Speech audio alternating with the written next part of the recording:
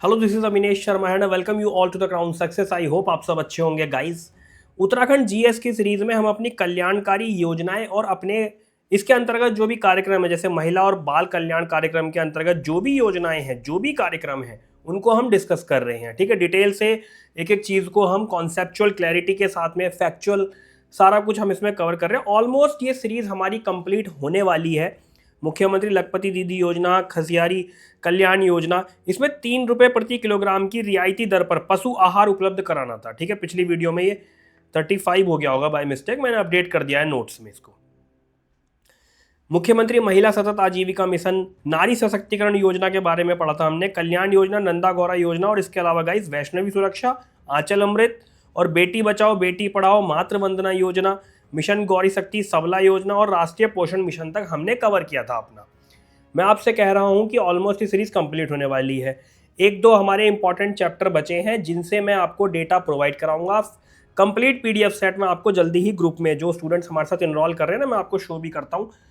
मैं आपको दिखा के चलता हूँ। यहाँ पर आप देखो कि हमें क्वेरीज आती है ना कि सर ये नोट्स कैसे मिलेंगे, तो फिलहाल हम ये नोट्स ग्रुप में प्रोवाइड करा रहे हैं, टेलीग्राम ग्रुप में। ये नंबर भी है, यहाँ पर आप भी ज्वाइन हो सकते हो इसमें। और 5 तारीख के बाद से मैं ये कंप्लीट पीडीएफ सेट इसमें प्रोवाइड करवाऊंगा गाइस। ठीक है, चलो इसी चैप्टर को आज हम कंप्लीट कर देंगे अपना। और भी जो अन्य कल्याण कार्यक्रम है, जैसे SC ST OBC कल्याण कार्यक्रम, युवा कल्याण कार्यक्रम, वृद्ध लोगों के लिए कल्याण कार्यक्रम, जो योजनाएं चलती हैं, उन सबको हम कवर करते हुए आज इस चैप्टर को पूरा कंप्लीट कर लेंगे। पढ़ते रहो आप इस तरीके से ही और तैयारी करते रहो अपनी। तो गाइस शुरू करते हैं हम SC ST OBC कल्याण कार्यक्रम से। देखो, पहला जो पॉइंट है हमारा आज टॉपिक है वो प्रधानमंत्री आदर्श ग्राम योजना के बारे में है। इसका जो शुरुआती वर्ष है 2009-10 है और इसका उद्देश्य है कि अनुसूचित जाति बाहुल्य गांव का सर्वांगीण विकास करना। ठीक है, इसमें मुख्य विशेषता है कि 50% से ज्यादा अनुसूचित जाति जनसंख्या वाले गांव को आदर्श गांव के रूप में विकसित किया जाना है। इस योजना का विलय जो है प्रधानमंत्री अविड़ा योजना में कर दिया गया है। ठीक है गाइस, ये एक चीज है। फिर आती है आपकी ये प्रधानमंत्री अभ्युदय योजना है, इसको मैं करेक्ट करूंगा, प्रधानमंत्री अभ्युदय योजना है ये। ठीक है गाइस, बाकी इसको मैं एक बार देखूंगा और ना चलो मैं इसको करेक्ट कर दूंगा। ये क्या चीज़ लिखी हुई है ये इसको मैं करेक्ट कर दूंगा। फिर है प्रधानमंत्री अभ्युदय योजना, इसको PM अजय भी कहते हैं। इसका शुरुआती वर्ष है 2017। इसका उद्देश्य है कि अनुसूचित जाति समुदाय का आर्थिक और सामाजिक विकास करना। प्रधानमंत्री अनुसूचित जाति अभ्युदय योजना ये PM अजय के नाम से जानी जाती है। और इसमें क्या है कि बेरोजगारों को रोजगार प्रशिक्षण दिया जाता है और उसके बाद 50,000 रुपये तक का लोन प्रदान किया जाता है और रोजगार लागत के 50% तक की सहायता भी दी जाती है। इसमें जो विलय की गई योजनाएं हैं, प्रधानमंत्री आदर्श ग्राम योजना, बाबू जगजीवन राम छात्रावास योजना और अनुसूचित जाति उप योजना है के लिए विशेष केंद्रीय सहायता इसके अंतर्गत आती है गाइस। ठीक है, आगे बढ़ते हैं हम। आगे आपकी है अटल आवास योजना। ये शुरुआत हुई थी इसकी 2009 में और इसका उद्देश्य है कि अनुसूचित जाति और अनुसूचित जनजाति परिवारों को आवास उपलब्ध कराना। इसके अलावा ग्रामीण क्षेत्र के BPL परिवार के अनुसूचित जाति और जनजाति इस योजना के लाभार्थी हैं और केंद्र सरकार की योजना इसके तहत केवल आवासहीन परिवारों को ही इसका लाभ दिया जाता है। ये इसमें एक इंपॉर्टेंट चीज़। फिर आपकी आती है गाइज शिल्प ग्राम योजना। इसका जो विवरण है कि इसका उद्देश्य है कि पारंपरिक शिल्पकारों को आय जनित रोजगार उपलब्ध कराना।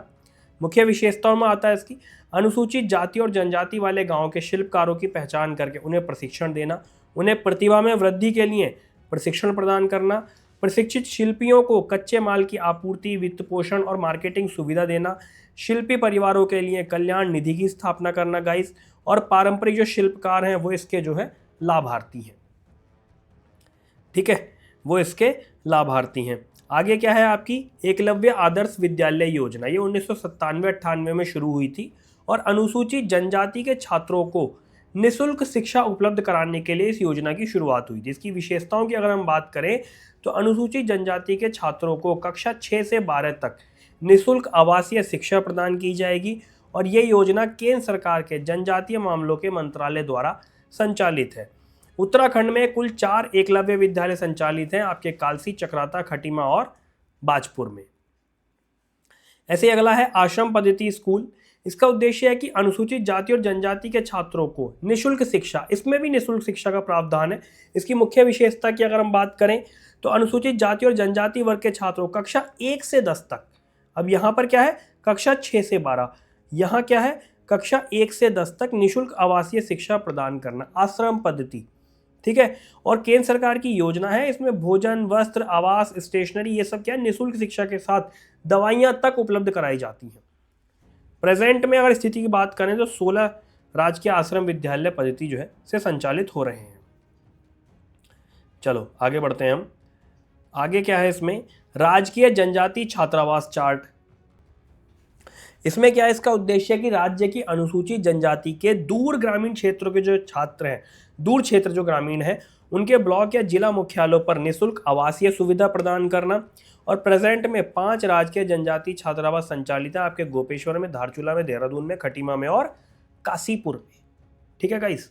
चलो राजकीय आदर्श विद्यालय, ये अनुसूचित जाति के बच्चों को अंग्रेजी माध्यम विद्यालय के पैटर्न पर कक्षा 1 से 12 तक की शिक्षा प्रदान करते।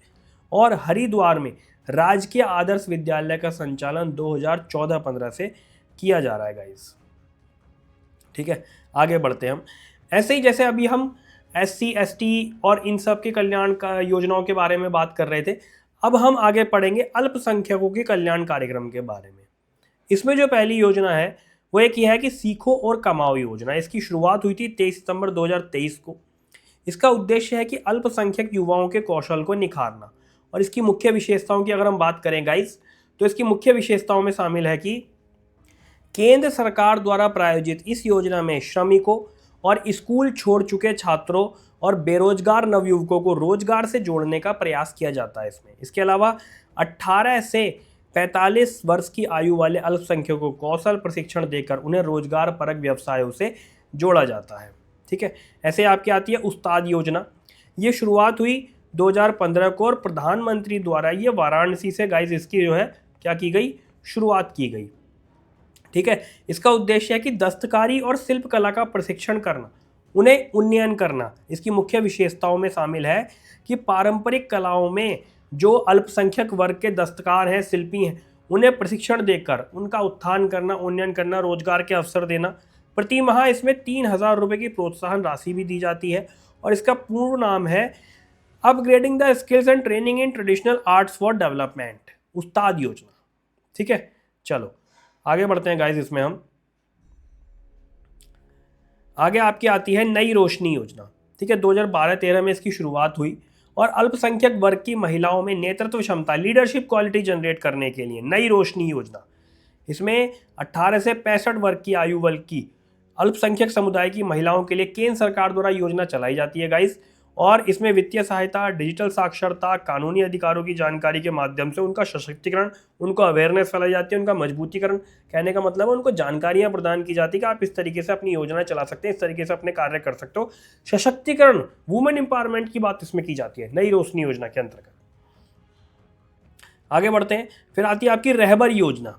ये अल्पसंख्यक वर्ग की महिलाओं को सेल्फ डिपेंडेंट बनाने के लिए, आत्मनिर्भर बनाने के लिए योजना चलाई जाती है, रहबर योजना।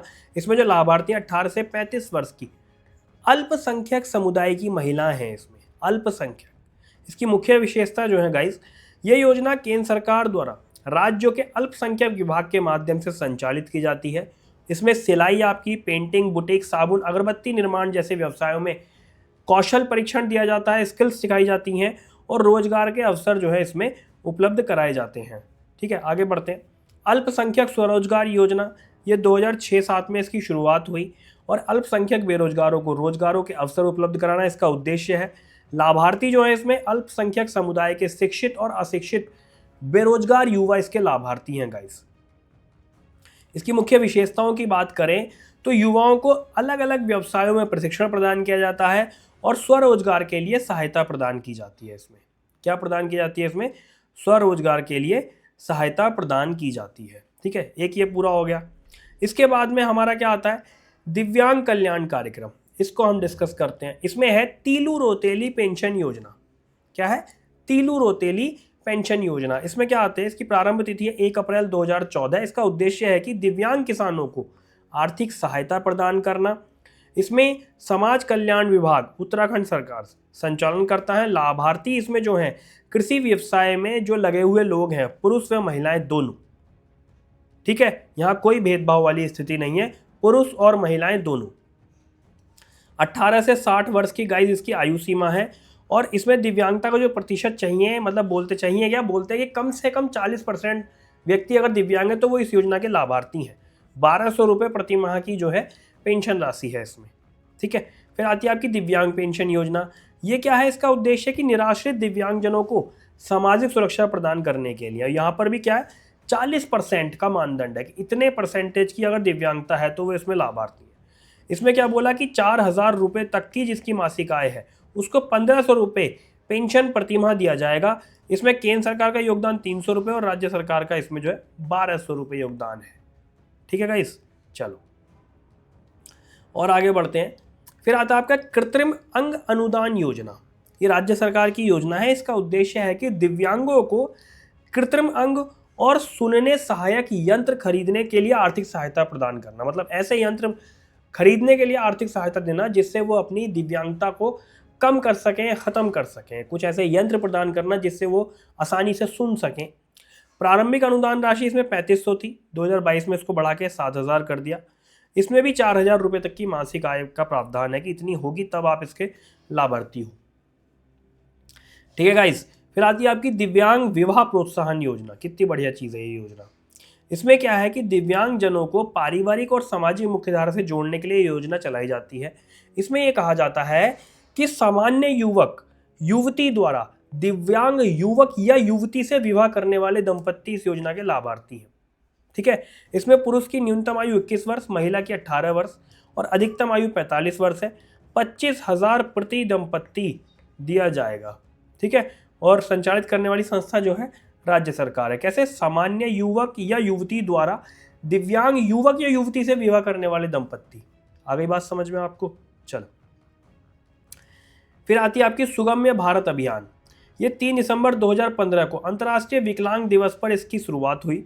इसका उद्देश्य है कि दिव्यांग जनों के लिए बाधा मुक्त और अनुकूलन वातावरण प्रदान करना। और इसकी जो संचालन करने वाली संस्था है गाइस केंद्र सरकार है। और इसके जो मेन पिलर हैं वो 3 मेन पिलर हैं इसके। एक तो आपकी आती है इसमें गाइस परिवहन प्रणाली। ठीक है, दूसरे नंबर पर आपकी आती है सूचना व संचार प्रणाली और तीसरे नंबर पर आती है आपकी बेहतर या निर्मित वातावरण। ठीक है, इसमें क्या है कि सार्वजनिक परिवहन तक सुलभ पहुंच होती है। Digital platform, TV channel, website तक आसानी से पहुंच हो पाती है। और रेलवे स्टेशन, हवाई अड्डे, बस स्टैंड और भी जो अन्य सार्वजनिक स्थल हैं उनको सुगम बनाया जाता है इसके अंतर्गत। ठीक है, चलो आगे बढ़ते हैं हम। अब है आपका वृद्ध और असहाय कल्याण कार्यक्रम। इसमें क्या, उत्तराखंड में जो पेंशन योजना है, जैसे एक आपकी आती है समाज कल्याण पेंशन योजना, इंदिरा गांधी पेंशन योजना, उत्तराखंड विधवा पेंशन योजना और किसान पेंशन योजना। इसमें क्या है कि समाज कल्याण जो पेंशन योजना है इसमें न्यूनतम आयु 60 वर्ष है। आय सीमा रखी है इसमें 4000 रुपये। पेंशन राशि 1500 है। राज्य सरकार का अनुदान इसमें 1200 और केंद्र सरकार देगी 300 रुपये। ऐसे आपकी इंदिरा गांधी पेंशन योजना है। 40 से 79 साल तक की इसकी पात्रता है। उत्तराखंड विधवा पेंशन योजना 18 से 60 वर्ष तक 1500 रुपये पेंशन राशि है। किसान पेंशन योजना में न्यूनतम आयु 60 वर्ष है और 1200 रुपये इसमें जो है पेंशन राशि है गाइस। ठीक है, और इन सब योजनाओं का संचालन जो है समाज कल्याण विभाग करता है। लाभार्थियों को जो लाभ जो है सीधे बैंक खाते में मिलता है, सीधे भुगतान। फिर आती है आपकी मुख्यमंत्री एकल महिला स्वरोजगार योजना। इसकी शुरुआत हुई 8 मार्च 2023 को। इसका उद्देश्य है कि निराश्रित एकल महिलाओं को स्वरोजगार में सहायता देना, 50 से 75% तक सब्सिडी देना, 50,000 से 2 लाख तक के व्यवसाय पर 25% तक का लोन देना, 22 से 45 वर्ष तक की आयु है।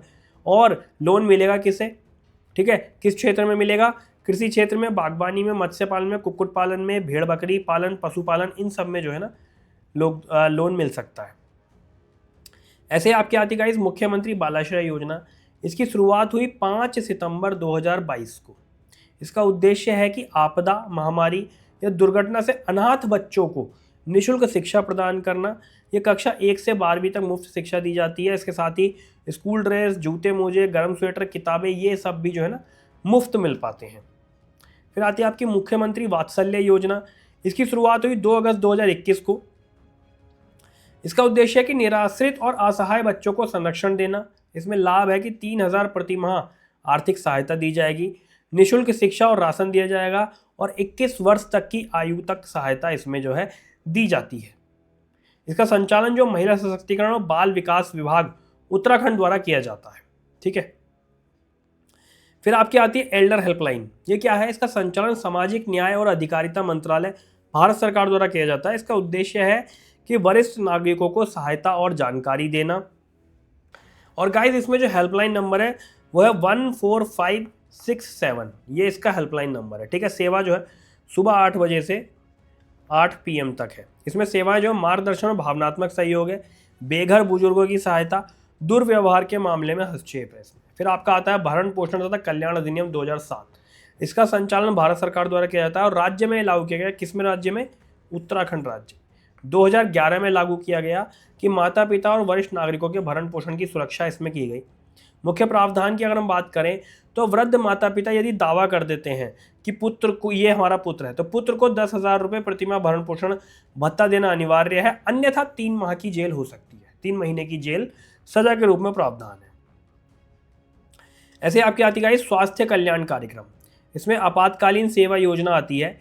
ये शुरुआत हुई थी इसकी 15 मई 2008 को उत्तराखंड में। इसका उद्देश्य है किसी भी आपातकालीन स्थिति में निःशुल्क परिवहन और अस्पताल सेवाएं। ठीक है, इस योजना का नाम पंडित दीनदयाल उपाध्याय 108 आपातकालीन सेवा भी है।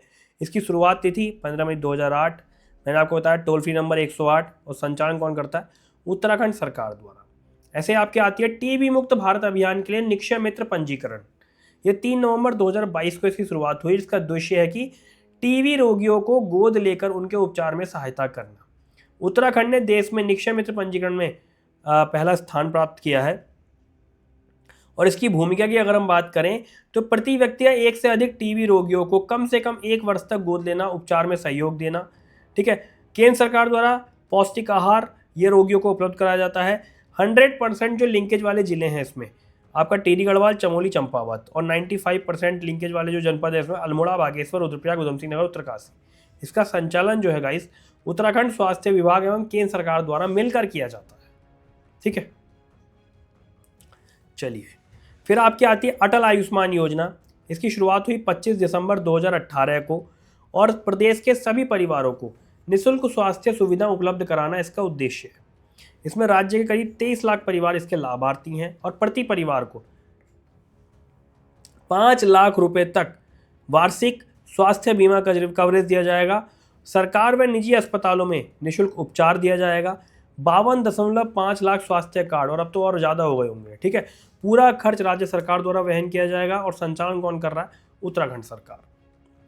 फिर आपकी आती है मुफ्त पैथोलॉजी जांच योजना। मुफ्त पैथोलॉजी जांच योजना, इसमें क्या है गाइस कि 17 अगस्त 2021 को इसकी शुरुआत हुई। इसका उद्देश्य है कि निर्धन वर्ग के मरीजों को निःशुल्क पैथोलॉजी जांच की सुविधा देना।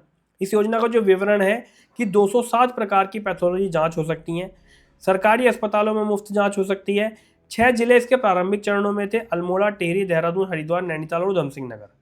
38 जिला अस्पताल और प्राथमिक स्वास्थ्य केंद्र है। पीपीपी मॉडल पर इसका क्रियान्वयन होता है गाइस। उत्तराखंड सरकार द्वारा जो है इसका संचालन किया जा रहा है। स्वास्थ्य सेवाओं को गरीब तक पहुंचाने में एक महत्वपूर्ण कदम है। चलिए गाइस और आगे बढ़ते हैं। आगे क्या है? आशा संगिनी ऐप एवं पोर्टल। आज की क्लास थोड़ी लंबी रहने वाली है, ये थोड़ी लंबी हो गई है क्लास ये, पर यह है कि हमारा चैप्टर आज ये कंप्लीट हो जाएगा। कल से हम नया चैप्टर अपना शुरू करेंगे।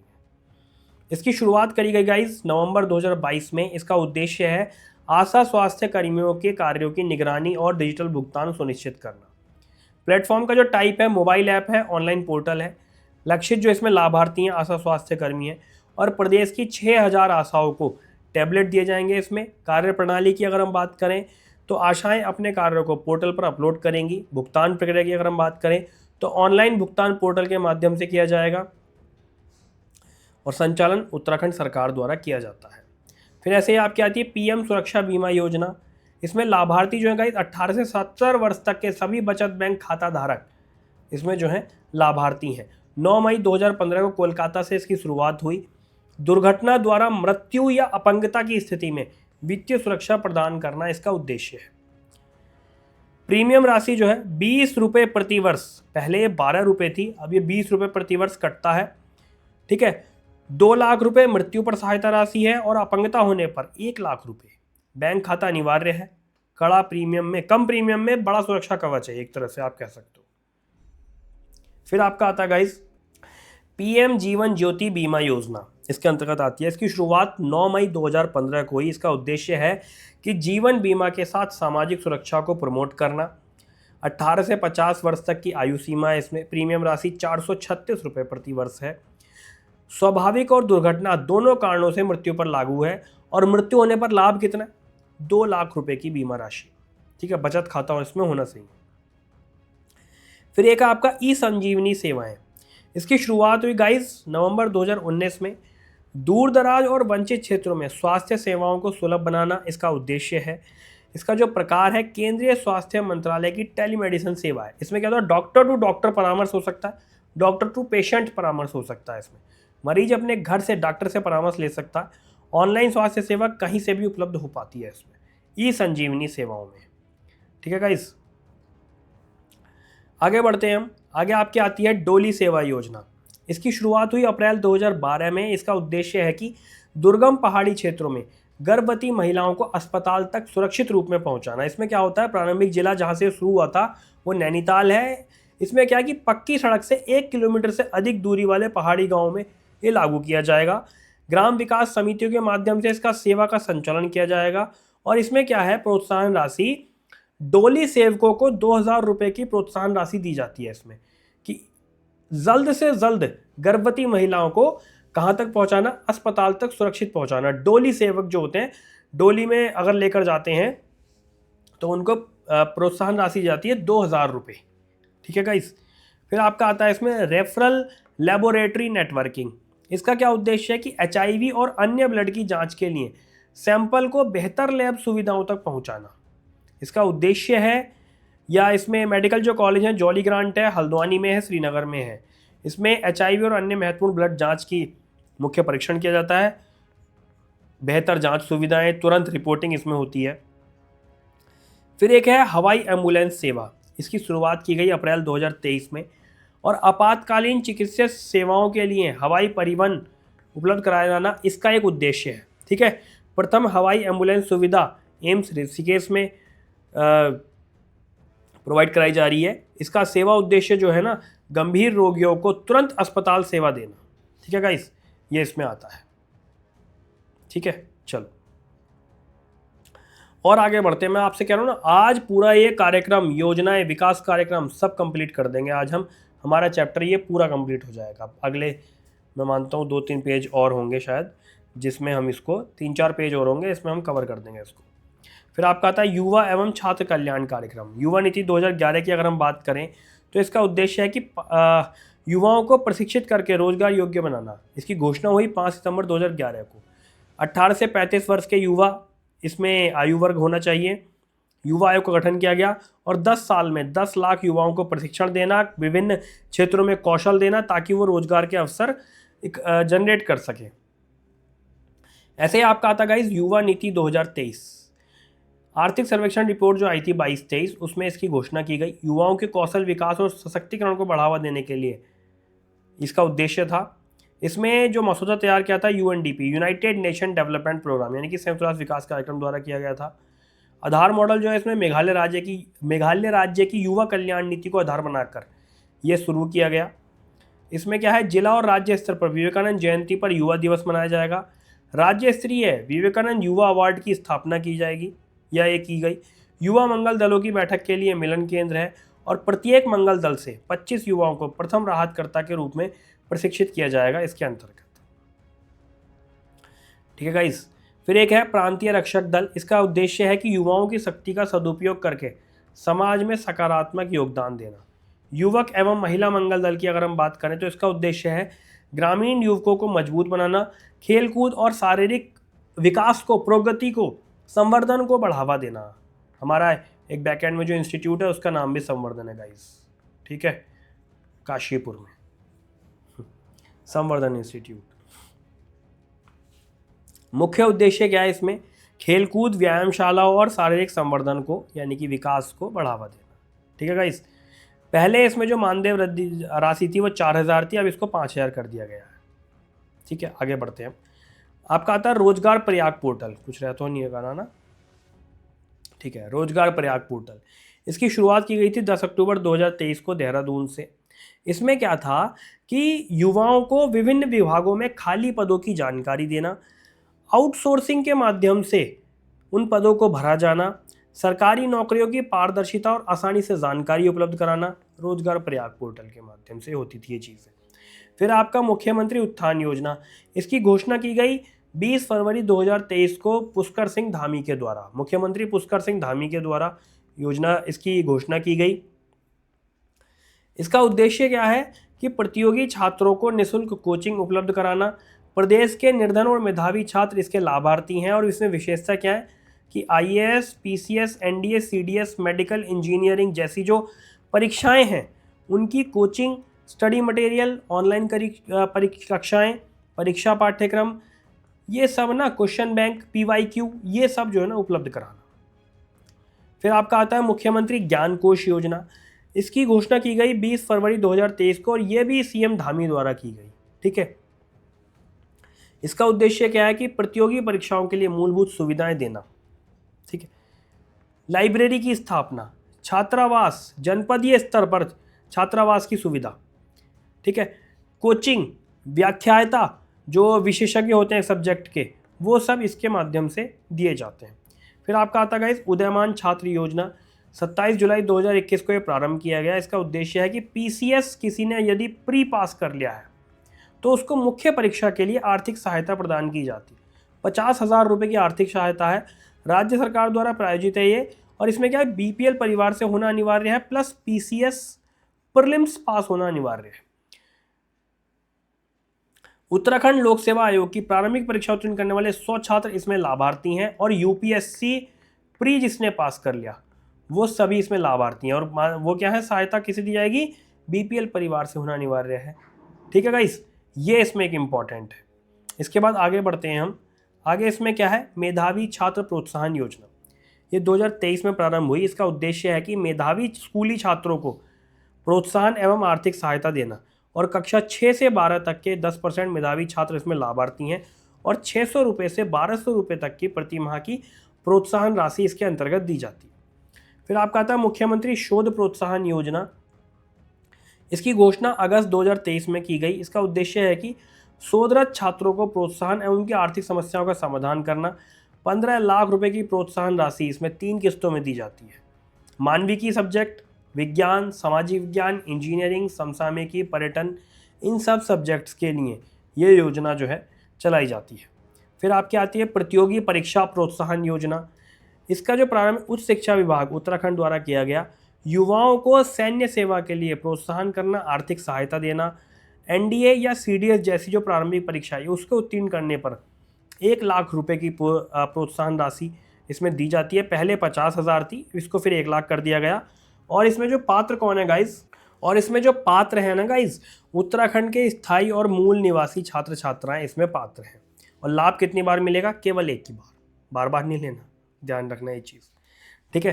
फिर आपका आता है कौशल यूनियन और वैश्विक रोजगार योजना। ये 3 मई 2023 को प्रारंभ हुई। इसका उद्देश्य है कि युवाओं को विदेश में करियर बनाने में मदद करना। इसका में जो प्रशिक्षण है, शिक्षा व रुचि के अनुसार कौशल प्रशिक्षण दिया जाएगा। यदि किसी को आईएएस बनना है तो ऐसा नहीं, आईएएस बनना नहीं है इसमें। यदि किसी को कोई ऐसी स्किल आती है जिसमें उसका इंटरेस्ट है तो इंटरेस्ट के अकॉर्डिंग कौशल प्रशिक्षण देना। चयनित लाभार्थियों को टिकट और वीज़ा उपलब्ध कराना, यानी कि विदेश में करियर बनाने के लिए योजना है। कौन सी, कौशल यूनियन और वैश्विक रोजगार योजना। प्रारंभिक क्षेत्र जो है इसमें नर्सिंग है, हॉस्पिटैलिटी सेक्टर में ये लागू किया गया गाइस, ठीक है। आगे बढ़ते हैं हम। कुछ 1-2 अन्य और विकास योजनाएं हैं जिसको हम डिस्कस करते हैं और फिर ये चैप्टर हमारा कंप्लीट हो जाएगा। जैसे आपका आता गाइस प्रथम गांव समेकित विकास योजना। इसका उद्देश्य क्या है, 17 नवंबर 2022 को ये प्रारंभ हुई। इसमें क्या कि राज्य के जो सीमांत गांव हैं उनका विकास करना, पर्यावरण मित्र योजना लागू करना, ग्राम पंचायतों के सुनियोजित विकास के लिए मुख्यमंत्री चौपाल का आयोजन करना और गांव में स्वच्छता आधारभूत संरचना का विकास करना, ठीक है। ये है समेकित विकास। फिर आपकी आती है हिम प्रहरी योजना। ये 2022 में प्रारंभ की गई। इसका उद्देश्य है कि सीमांत जिलों में पलायन रोकना और भारतीय आबादी को बढ़ाना। इसमें जो क्षेत्र लागू किए गए हैं, अंतर्राष्ट्रीय सीमाओं से सटे जिले जैसे चमोली, पिथौरागढ़, उत्तरकाशी। ठीक है। सीमांत गांवों की सुरक्षा सुनिश्चित करना, सेवानिवृत्त सैनिकों को इन गांवों में बसाने की योजना चलाई जा रही है। गांव के ही लोगों को हिम प्रहरी दल में शामिल करना और पलायन रोकने के साथ साथ गाइस आपदा मैनेजमेंट में भी, किसमें, आपदा प्रबंधन में सहायता करना, इसमें एक सहयोग राशि है या संबंधित जो संस्थान है, राज्य सरकार द्वारा प्रायोजित योजना है ये। फिर एक आती है आपकी मुख्यमंत्री पलायन रोकथाम योजना। ये 2020 में प्रारंभ हुई और इसका उद्देश्य है कि सीमांत गांवों में पलायन रोकना, स्थानीय विकास को बढ़ावा देना। इससे जो प्रभावित क्षेत्र हैं जैसे उत्तराखंड के चीन, तिब्बत, नेपाल की सीमा से लगे हुए गांव, 42 पलायन प्रभावित विकास खंडों में लागू होगी। गाँवों में रोजगार व्यवसायों की स्थापना करना, गाँव में सड़क, पानी, बिजली, अन्य सुविधाओं का विकास करना। और 2017 में ग्रामीण विकास एवं पलायन आयोग का गठन किया गया था इसमें। ठीक है गाइस, एक सेकेंड, चलिए आगे बढ़ते हैं हम इसमें। रूफटॉप गार्डनिंग योजना, क्या है रूफटॉप गार्डनिंग योजना? ये प्रारंभ की गई थी 15 जनवरी 2023 को। इसका उद्देश्य है कि शहरी क्षेत्रों में सब्जी उत्पादन को बढ़ावा देना। ठीक है, छतों पर सब्जी उत्पादन करना और राज्य कृषि विभाग द्वारा संचालित है ये। और इसमें जो अनुदान राशि है करीब 25,000 रुपये की सहायता राशि प्रदान की जाएगी और छत का न्यूनतम क्षेत्रफल 300 वर्ग फीट होना चाहिए। पायलट योजना के रूप में देहरादून जनपद से प्रारंभ की गई। मैं आपको ना, अगर मैं बोल भी रहा हूँ कुछ, आज लेक्चर लंबा भी हो रहा है, तो कुछ भी एक्स्ट्रा नहीं बोल रहा हूँ मैं, वही बोल रहा हूँ जो आपके काम के लिए ज़रूरी है। फालतू की कहानी तो मैं सुना ही सकता हूँ आपको भी, लेकिन क्या फ़ायदा उससे, है ना। उतना ही सुनो, उतना ही समझो जितना आपके लिए ज़रूरी है गाइस, उतना ही देखो जो आपके लिए ज़रूरी है। कहानी इसमें मैं भी बना सकता था नोट्स में, लेकिन मैंने आपसे प्रॉमिस किया था कि चार्ट की फॉर्म में दूंगा, माइंड मैप की फॉर्म में दूंगा, ताकि आप आसानी से इनका रिवीजन कर पाओ, इनको याद कर पाओ। ठीक है गाइस। फिर आता है अपनी सरकार आपके द्वार योजना। ये प्रारंभ हुआ जुलाई 2023 में। इसका उद्देश्य है कि सभी सरकारी सेवाओं को एक मंच पर लाकर लोगों के घरों तक पहुंचना। इसका संचालन राज्य सरकार द्वारा प्रायोजित है। राज्य की 576 सरकारी सेवाओं योजनाएं इसमें शामिल हैं। देहरादून जिले के 100 नगर निगम वार्डों से शुरुआत हुई इसकी पायलट प्रोजेक्ट के रूप में। ठीक है, लाभार्थी अपनी सरकार पोर्टल पर रजिस्टर करके या फोन के माध्यम से घर बैठे सेवा प्राप्त कर सकता। ऐसे आपका आता है पीएम स्वनिधि योजना। ये 1 जून 2020 को प्रारंभ हुआ और उत्तराखंड में 1 जुलाई 2020 को प्रारंभ हुई। इसका उद्देश्य है जो फेरी वाले हैं ना, स्ट्रीट वेंडर्स हैं, उनको छोटा लोन प्रदान करना, सूक्ष्म लोन प्रदान करना, ब्याज भुगतान में डिजिटल लेन देन को बढ़ावा देना। इसमें नोडल एजेंसी है गाइस केंद्रीय आवासन और शहरी कार्य मंत्रालय, भारत सरकार का इसमें नोडल एजेंसी है। योजना का जो पूरा नाम है प्रधानमंत्री स्ट्रीट वेंडर आत्मनिर्भर निधि योजना है। इसमें लोन की जो राशि है गाइस, पहली बार 10,000 रुपये का लोन दिया जाएगा, समय पर भुगतान करने पर 20,000 रुपये का लोन दूसरी किस्त, और समय पर भुगतान होगा तो 50,000 रुपये का लोन तीसरी किस्त के रूप में। 10 अन्य विभिन्न प्रकार के लोन इसमें उपलब्ध हैं। ऐसे आपका आता है पीएम किसान सम्मान निधि। 1 दिसंबर 2018 को ये प्रारंभ हुई और इसका जो उद्देश्य है किसानों को न्यूनतम आय सहायता प्रदान करना। इसमें जो आर्थिक सहायता है गाइस, किसानों को प्रतिवर्ष 6,000 रुपये दिए जाते हैं। ये 3 समान किस्तों में दिए जाते हैं, 2,000, 2,000, 2,000। ठीक है, 3 समान किस्तों में। उत्तराखंड में नोडल विभाग जो है राज्य कृषि विभाग है और नोडल अधिकारी इसमें आयुक्त एवं सचिव राजस्व परिषद उत्तराखंड के। ठीक है, चलो आगे बढ़ते हैं और ये लास्ट पेज हमारा, बधाई हो आपको, ये वाला चैप्टर भी आपका कंप्लीट हो जाएगा। इसमें स्मार्ट स्कूल स्मार्ट ब्लॉक कार्यक्रम ये प्रारंभ हुआ 11 मई 2023 चंपावत से। इसमें जो उद्देश्य है गाइस कि प्राथमिक शिक्षा में विज्ञान एवं प्रौद्योगिकी के जरिए नवाचार करना, शिक्षा व्यवस्था में नए आयाम स्थापित करना। इसमें जो टारगेट है कि अगले 5 सालों में प्रदेश के सभी प्राथमिक विद्यालयों में लागू करना इसको। शुभारंभ स्थान जो है इसका गौरल चौड़ स्टेडियम है चंपावत में। ठीक है गाइस, एक संस्था है इसमें संपर्क फाउंडेशन नाम से। चंपावत जिले के 137 ब्लॉकों के 274 स्कूलों में लागू है। इसमें स्मार्ट टीवी, कंप्यूटर, विज्ञान की पुस्तक। ठीक है, चंपावत के बाद खिरसू ब्लॉक में लागू किया। ऐसे आपका आता है 4 धाम परियोजना। 27 दिसंबर 2016 को प्रधानमंत्री नरेंद्र मोदी द्वारा ये स्टार्ट की गई। इसका उद्देश्य है केदारनाथ, बद्रीनाथ, गंगोत्री, यमुनोत्री की यात्रा को तेज बनाना, सुरक्षित बनाना। इनका टारगेट था कि 2024 तक पूरा कर दे। पहले इसका नाम था all weather road project. Total 889 kilometre लंबे राजमार्ग का चौड़ीकरण, सुदृढ़ीकरण यानी मजबूतीकरण किया जाए इसमें, और BRO, PWD, NHIDCL ये इसकी कार्यान्वयन एजेंसी है गाइस। फिर आपका आता है चार धाम रेलवे योजना। ये इसका शुभारंभ हुआ 2020 में। इसका उद्देश्य है चार धाम केदारनाथ, बद्रीनाथ, गंगोत्री, यमुनोत्री को रेलवे लाइन से जोड़ना। ठीक है, रेलवे से जोड़ना। इसके अलावा रेलवे लाइन की जो कुल लंबाई है 327 किलोमीटर है। पहला चरण 153 किलोमीटर का कहाँ कहाँ से है, गंगोत्री यमुनोत्री का। दूसरा चरण 174 किलोमीटर है बद्रीनाथ और केदारनाथ का। इसमें विशेषताएं गाइस, चीन सीमा के पास तीर्थ स्थलों तक सुगम और सुरक्षित पहुंच इसके माध्यम से दी जाए। ऐसे ही आपका आता है अन्नोत्सव कार्यक्रम। 11 अक्टूबर 2021 को इसका शुभारंभ हुआ। इसका उद्देश्य है कि प्रदेश के निर्धन वर्ग को निःशुल्क खाद्यान्न वितरण करना। इसमें टारगेट है कि राज्य के 14 लाख राशन किट इसमें वितरित करना। इसमें जो संबंधित योजना है ना गाइस, प्रधानमंत्री गरीब कल्याण अन्न योजना के अंतर्गत ही संचालित किया जाता है, और क्रियान्वयन विभाग है इसका खाद्य व नागरिक आपूर्ति और उपभोक्ता मामले विभाग, उत्तराखंड। ठीक है, तो ये पूरा चैप्टर हमने कंप्लीट कर लिया है। बहुत सारी योजनाओं को इसमें हमने डिस्कस किया, दिव्यांग से रिलेटेड, युवा कल्याण, वृद्ध योजनाएं, अन्य विकास योजनाएं, बहुत सारी योजनाओं को हमने इसमें डिस्कस किया। नोट्स से आप इसका रिवीजन कर लो, क्लास देखकर आप इसका रिवीजन करो, बार बार आप इसको पढ़ोगे, याद हो जाएगा, कुछ वो ज़्यादा भारी नहीं है। ठीक है, पढ़ते रहो आप, इस तरीके से ही अपनी तैयारी करते रहो। और नोट्स आपको चाहिए तो मैंने बता ही दिया है कैसे आपको मिलेंगे, बाकी तो फिर कंप्लीट PDF सेट भी मिलेगा आपको। करंट अफेयर अपने एंड से आप पढ़ते रहो, खेल, ये सब चीज़ें जो आती हैं ना वन डे एग्ज़ाम में, वो सब चीज़ें आप अपने एंड से पढ़ते रहो। स्टैटिक पोर्शन हम कवर करा रहे हैं, और अपनी बेहतर तैयारी करते रहो।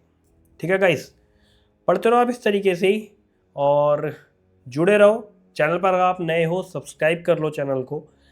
हम इसमें जो है बहुत जल्दी PCS लेवल पे, यू लोअर PCS, आपकी जो बेहतर एग्ज़ाम होने वाले हैं उसमें बेहतर आपकी तैयारी हम करवाएंगे, हिंदी मीडियम वगैरह को। और मुख्य टारगेट हमारा बाइलिंगुअल नोट्स में आपको प्रोवाइड कराऊंगा बेहतर। और आपका आने वाले टाइम में जो UGC नेट भी मैं इसमें स्टार्ट करने वाला हूँ, और जो लेक्चरर का एग्ज़ाम देते हैं guys, PGT, political science, GIC, ये सब चीज़ों को मैं कवर करूँगा, क्योंकि मैंने खुद मास्टर्स किया हुआ है पॉलिटिकल साइंस में। तो सारी चीज़ों को मैं अपने एंड से कवर करता चलूँगा। तो ठीक है गाइस, पढ़ते रहो आप, अपनी इस तरीके से तैयारी करते रहो, जुड़े रहो। All the very best, thank you.